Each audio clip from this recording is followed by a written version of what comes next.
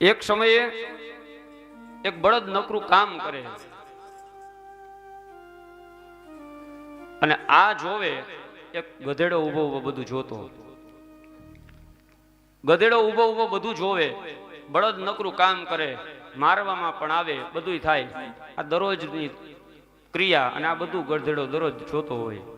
એક દિવસ આ બધું ચાલતું હતું, એમાં આવ્યો ગધેડો બાજુમાં, બળદની બાજુમાં આવીને કે તું આટલી બધી મહેનત શું કામ કરે છે?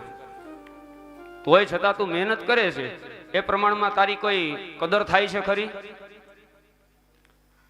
તો કે કેમ તમે આવું પૂછો છો? ગધેડાને આદરપૂર્વક પૂછ્યું. નકર હકીકતમાં તો એને ટુકારો દેવો જ જોઈએ. તોય છતાં એ બળદ એને આદરપૂર્વક પૂછે છે કે કેમ તમે આવું પૂછ્યું? ત્યારે ગધેડો કે આટલી બધી મહેનત ન કરાય. અમારું જોતું, અમારા ખંભા ઉપર ગમે એટલો વજન મૂક્યો હોય ને, અમે થોડીક વાર સીધા હાલી અને પછી એક ખામટા નીચે બેસી જઈને બધો માલ સામાન હોય બધો નીચે પાડી દઈ, નુકસાન કરીએ. એટલે છેલ્લે માલિક શું કરે? બે ભાઠા મારે અને પછી અમે હાલતા થઈ જઈએ. પછી અમારી આગળ અપેક્ષા ન રાખે. બળદનો સૌથી શ્રેષ્ઠ અને સાચામાં સાચો જવાબ, અને એ આપણા જીવનની અંદર પણ ઉતારવા જેવો, આ બળદની ગધેડાની વાત નથી, આપણી જ વાત છે.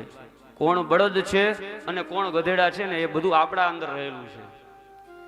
બળદે સૌથી શ્રેષ્ઠ અને સારામાં સારો જવાબ આપ્યો કે ગધેડાને કીધું તમે એ બધું કરી શકો, એ તમારા શોભા હશે, પણ અમે આવું ન કરી શકીએ. તો કે કેમ? કારણ કે અમે તો ગાયના સંતાનો છીએ, અને જે વ્યક્તિ ગાયનું સંતાન હોય તો એ વ્યક્તિ એ વસ્તુ આ કરી શકે. માટે થઈને અમે ગાયનું સંતાન છીએ, માટે અમે અમારાથી આ વસ્તુ થાય પણ નહીં.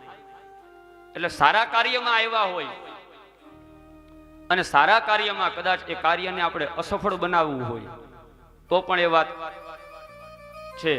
અને જે વ્યક્તિને સફળ બનાવવું છે આયોજન, એના માટે પણ આ વાત છે. પણ એ પછી એ ગધેડાને આવી વાત જ્યારે બળદે કરીને ત્યાર પછી એના કાન ઊભા થઈ ગયા. અને હજી હાલની તારીખમાં ગધેડાને તમે જોશો તો એના કાન ઊભા જ હશે. હજી એને ખબર નથી પડી કે બળદે મને શું કીધું.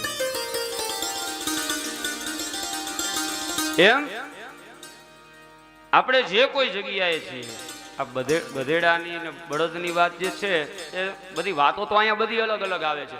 ધુંધુકાની વાત આવી, ગોકર્ણ મહારાજની વાત આવી, પાત્ર બધા અલગ અલગ છે, પણ ક્યાંક ને ક્યાંક એ આપણી વસ્તુઓ છે. અમારા ગુરુદેવ કહે છે વ્યાસપીઠ ઉપરથી બોલાતી કોઈ પણ વાતો જે છે ને એ જનરલ જ સમજવી. ઘણી જગ્યાએ તમે કોઈ એવી જગ્યાએ તમે બેઠા હોય તો ત્યાં એવી રીતે કહેવામાં આવે જે બધાએ ટોપી ન પહેરી લેવી, જેને માફક આવે એને જ પહેરવી, એમ એવું બોલવામાં આવે. પણ નહીં, આમાં તો બધાને જેને જેને માફક આવે એને જે ટોપી પહેરી જ લેવી, કેમ કે હકીકત છે કેવા છીએ એ પોતાને ખબર છે, સામેવાળા વ્યક્તિને નથી ખબર. આપણે કેવા છીએ, આપણું જે કોઈ, એટલે કહેવાનો મતલબ મારો એટલો છે કે જે જગ્યાએ આપણે આવ્યા છીએ એ જગ્યાને સ્વચ્છ રાખવી, પવિત્ર રાખવી જોઈએ. અને આપણા સંસ્કાર શું છે?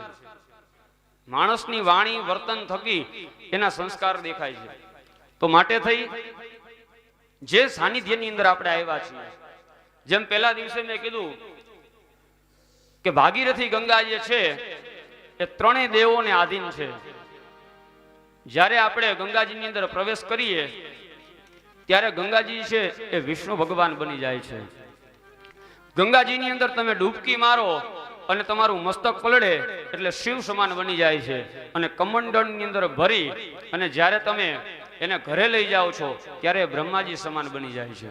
એટલે બ્રહ્મા વિષ્ણુ અને મહેશ સ્વરૂપી આ હોય છે. તો આ કથાનો નિત્ય પાઠ આપણે બધા કરીએ છીએ. કથા થકી આપણા જીવનની અંદર ઉતારવા જેવી અનેક બાબતો છે.